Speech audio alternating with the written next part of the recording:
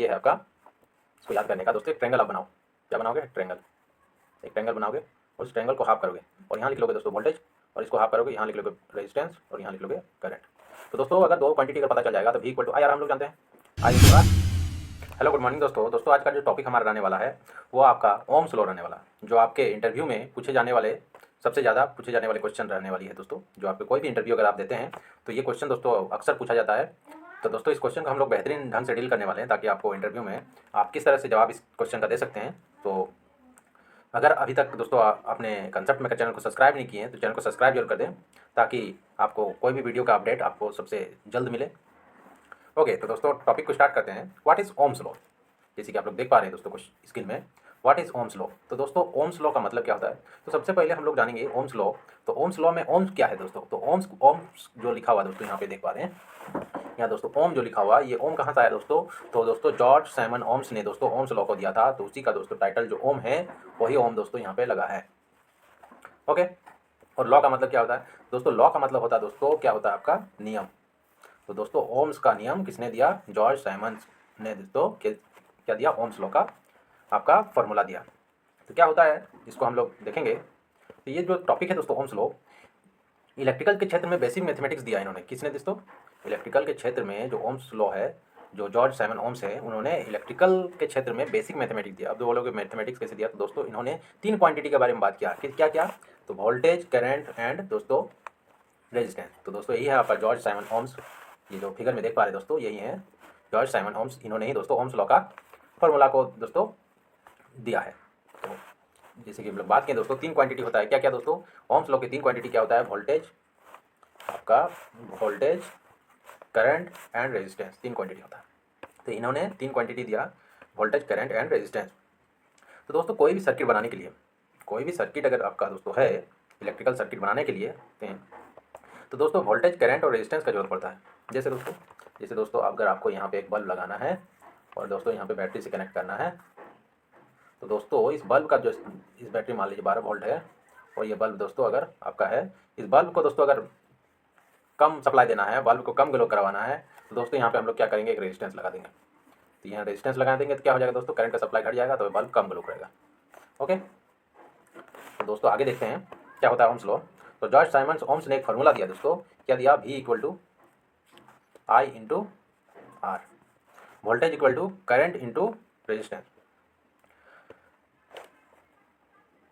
तो ये दोस्तों जो फार्मूला है आपका, इस फार्मूला को दोस्तों याद करने का कैसे दोस्तों याद रहेगा? तो उसके लिए दोस्तों हम लोगों ने एक दूसरे तरीका का अपनाया है दोस्तों। वो दूसरा तरीका क्या है दोस्तों? तो दूसरा तरीका दोस्तों ये है आपका, इसको याद करने का दोस्तों। एक ट्रायंगल आप बनाओ, क्या बनाओगे? ट्रायंगल, एक ट्रायंगल बनाओगे और उस ट्रायंगल को हाफ करोगे और यहाँ लिख लोगे दोस्तों वोल्टेज, और इसको हाफ करोगे, यहाँ लिख लोगे रेजिस्टेंस और यहाँ लिख लोगे करंट। तो दोस्तों अगर दो क्वांटिटी अगर पता चल जाएगा तो V = I R हम लोग जानते हैं, I × R। तो देखिए दोस्तों V = क्या हो जाएगा? I × R। R = क्या हो जाएगा दोस्तों? R अगर लिखना है R = तो देखिए ऊपर में क्या है? V है, नीचे में क्या है? I है, तो V/I। वही दोस्तों अगर I निकालना है तो I = क्या हो जाएगा? I = V/R। ऐसे दोस्तों हम लोग ट्रायंगल के मेथड से हम लोग करंट, वोल्टेज और रेजिस्टेंस को पता कर सकते हैं। दोस्तों पता हम लोग तभी कर सकते हैं जब दो क्वांटिटी आपका दिया हुआ रहेगा, तभी हम तीसरा क्वांटिटी हम लोग निकाल पाएंगे। तो ये रहा दोस्तों आपका फॉर्मूला। तो दोस्तों अगर फॉर्मूला तो इंटरव्यू में बताना नहीं, तो इंटरव्यू में क्या क्वेश्चन पूछा जाएगा दोस्तों? What is Ohm's law. तो ओम्स लॉ जब दोस्तों पूछा जाएगा इंटरव्यू में तो उसका आंसर किस तरह से देना है दोस्तों? तो ये रहा आपका डेफिनेशन। तो ohms law is a formula. ये दोस्तों जो बुक में अगर देखोगे आपको इसका डेफिनेशन तो काफ़ी टिपिकल टाइप का लगता है दोस्तों और आपको समझने में दिक्कत होता है। तो ये दोस्तों सरल भाषा में आपके सामने रख दिया गया है। क्या है? Ohm's law is a formula used to calculate the relationship between the voltage, current and resistance in a electrical circuit. दोस्तों क्या? ओम्स लॉ एक फॉर्मूला है जो कैलकुलेट करता है रिलेशन बिटवीन, रिलेशन किस चीज़ का? Voltage, current and resistance. लेकिन किस सर्किट में दोस्तों? इलेक्ट्रिकल सर्किट में। ये बोलना जरूरी है। अगर इस तरह आप इंटरव्यू में जवाब दे देते दोस्तों तो आपको फुल मार्क्स मिलने वाला है। तो ये रहा दोस्तों फार्मूला। तो दोस्तों जब आप ये फार्मूला जो बोल दोगे, ये डेफिनेशन बोल दोगे, तो क्वेश्चन अराइज क्या हो जाएगा दोस्तों? जो आपके पैनल में रहेंगे तो उन्होंने दूसरा क्वेश्चन आपका अराइज कर सकते हैं दोस्तों कि ओम्स लॉ का फॉर्मूला क्या होता है। तो फार्मूला दोस्तों हम लोगों ने अभी डिस्कस किया है। तो फार्मूला क्या होता है? V = I R आपको बताना है। अगर दोस्तों यहाँ तक आप सही गए तो तीसरा क्वेश्चन ये भी हो सकता है दोस्तों कि आपका इंटरव्यू पैनल ये क्वेश्चन पूछ दे कि ओम्स लॉ का मीनिंग क्या है दोस्तों? What is the meaning of Ohm's law. तो उस कंडीशन में अगर ये आंसर देते हैं दोस्तों तो ये गलत हो जाएगा। तो उस कंडीशन में आपको क्या आंसर देना है जो हमको आगे बताने वाले हैं। तो आपको दोस्तों इस तरह का जो क्वेश्चन रहे तो आपको ये आंसर देना है। क्या देना है दोस्तों? What is the meaning of Ohm's law formula? तो उस कंडीशन में मीनिंग क्या है दोस्तों? Ohm's law formula means the electrical current is directly proportional to the voltage and inversely proportional to the, दोस्तों क्या हो जाएगा, resistance. Directly proportional, current is directly proportional to the voltage and inversely proportional to the resistance. दोस्तों यहाँ पे miss printing हो गया दोस्तों, यहाँ पे आप काट के रेजिस्टेंस लिख सकते हैं, रेजिस्टेंस। ओके, तो क्या हो गया फॉर्मूला दोस्तों? जैसे कि हम लोग जानते हैं current equal to I equal to क्या लिखते हैं, V by R, V by R. तो फॉर्मूला का मीनिंग क्या है यहाँ से हम लोग समझने वाले हैं अभी। तो यही दोस्तों जो डेफिनेशन आपको देख रहे हैं, the electric current is directly proportional to the voltage. Directly proportional किस चीज़ पे करेगा? वोल्टेज पे। लेकिन इनवर्सली प्रोपोर्शनल किस चीज़ पे? रेजिस्टेंस। तो देखिए दोस्तों डायरेक्टली प्रोपोर्शनल किस चीज़ पे हो रहा है? वोल्टेज पे। और इनवर्स मतलब क्या? उल्टा है दोस्तों रेजिस्टेंस का। जैसे दोस्तों आई इक्वल टू क्या लिखेंगे, वी को हटा देंगे तो 1/R लिखेंगे। तो दोस्तों अगर रेजिस्टेंस को हम बढ़ाएंगे तो क्या हो जाएगा? करंट क्या हो जाएगा? करंट आपका घटेगा।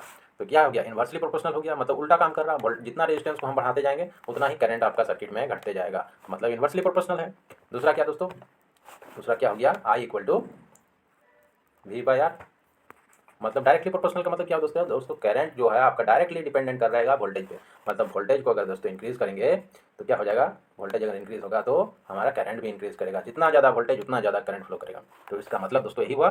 तो दोस्तों आगे अगर अभी तक आप कंसेप्ट मेकर चैनल को सब्सक्राइब नहीं किए तो चैनल को सब्सक्राइब जरूर कर दें, ताकि आपको और भी इन्फॉर्मेटिव वीडियो आपको मिल सकें और आप एक बेहतरीन कंसेप्ट का डेवलप कर पाएँ और इंटरव्यू में आप अपना परफॉर्मेंस बेस्ट दे के आपका अपना सिलेक्शन ले सकते हैं। तो थैंक यू दोस्तों, अगले वीडियो में मिलते हैं नया टॉपिक लेके, नया इंटरेस्टिंग टॉपिक को साथ। थैंक यू दोस्तों।